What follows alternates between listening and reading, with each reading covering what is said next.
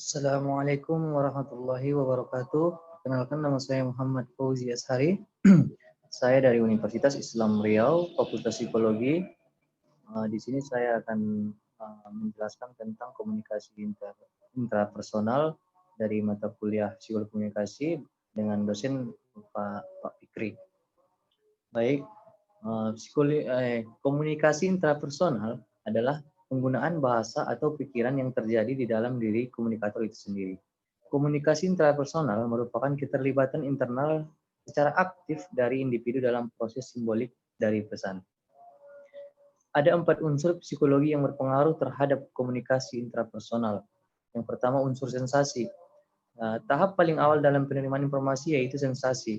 Sensasi berasal dari kata sense, artinya alat penginderaan, yang menghubungkan organisme dengan lingkungannya. Sensasi merupakan fungsi indera yang sangat menerima informasi dari lingkungan. Melalui alat indera, manusia dapat memahami kualitas fisik lingkungannya. Dapat disimpulkan juga bahwa sensasi merupakan kegiatan yang dilakukan oleh alat indera manusia untuk menginterpretasikan lingkungan di sekitarnya. Yang kedua, ada unsur persepsi. Persepsi adalah pengalaman tentang objek, peristiwa, atau hubungan yang diperoleh dengan menyimpulkan informasi dan menafsirkan pesan. Persepsi memberikan makna pada stimuli indrawi. Hubungan sensasi dengan persepsi sudah jelas. Sensasi adalah bagian dari persepsi. Walaupun begitu, menafsirkan meka informasi indrawi tidak hanya melibatkan sensasi, tetapi juga atensi, ekspektasi, motivasi, dan memori, menurut Desiderato 1976. Yang ketiga, ada unsur memori. Secara singkat, memori melewati 3 proses. Yang pertama, perekaman encoding, yaitu pencatatan informasi melalui reseptor indera dan sirkuit saraf internal. Yang kedua, penyimpanan storage, menentukan berapa lama informasi itu berada beserta kita dalam bentuk apa dan di mana. Penyimpanan ini bisa aktif dan pasif.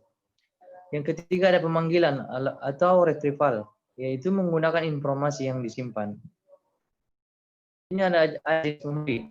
Di sini kita hanya mengetahui memori pada tahap ketiga, yaitu pemanggilan kembali. Diketahui dengan 4 cara. Yang pertama, pengingatan atau recall. Proses aktif untuk menghasilkan kembali fakta dan informasi secara verbatim, kata demi kata tanpa petunjuk yang jelas. Yang kedua, ada pengenalan atau recognition. Agak sukar mengingatnya kembali sejumlah kata dan lebih mudah mengenal kembali. Yang ketiga, ada belajar lagi atau relearning, menguasai kembali pelajaran yang sudah pernah kita peroleh, termasuk pekerjaan memori.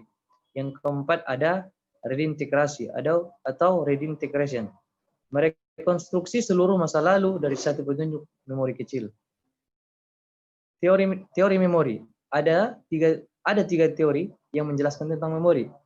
Yang pertama, ada teori Aus. Menurut teori tersebut, memori hilang atau memudar karena waktu. Makin sering mengingat, makin jelek kemampuan mengingat.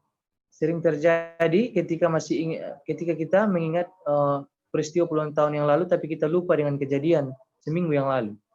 Dua, ada teori interferensi. Menurut teori tersebut, memori merupakan meja lilin atau kanvas, yaitu pengalaman yang dilukiskan di atas menjadi lilin atau kanvas tersebut. Makin sering mengingat, makin jelek kemampuan mengingat, disebut proaktif atau hambatan ke depan. Yang ketiga, ada teori pengolahan informasi.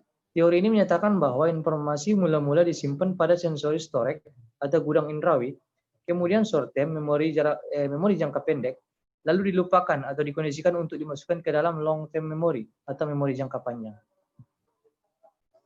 Selanjutnya, ada sensory storage, merupakan proses konseptual daripada memori. Ada 2 macam memori, yaitu pertama memori ikonis untuk yang didapat secara visual, yang kedua ada memori ekosis yang masuk secara auditif atau pendengaran.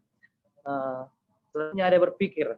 Menurut Floyd L. Rush, berpikir adalah manipulasi atau organisasi unsur-unsur lingkungan dengan menggunakan lambang sehingga tidak perlu langsung melakukan kegiatan yang tampak. Jelas, berpikir melibatkan penggunaan lambang, visual atau grafis. Berpikir kita lakukan untuk memahami realitas dalam rangka mengambil keputusan, memecahkan persoalan dan menghasilkan yang baru. Bagaimana berpikir? Secara garis besar ada dua macam berpikir, yaitu pertama berpikir autistik atau melamun, orang yang melarikan diri dari kenyataan dan hidup sebagai gambar-gambar fantastis, seperti menghayal, wishful thinking. Yang kedua berpikir realistik atau nalar, berpikir dalam rangka menyesuaikan diri dengan dunia nyata. Floyd Eldredge ada tiga macam berpikir realistik, ialah yang pertama deduktif, ialah mengambil kesimpulan dari dua pernyataan. Yang pertama merupakan pernyataan umum. Yang kedua induktif, ialah dimulai dari hal khusus dan kemudian mengambil kesimpulan umum. Yang ketiga ada evaluatif, yaitu berpikir kritis, menilai baik buruknya tepat atau tidaknya suatu gagasan dalam berpikir evaluatif.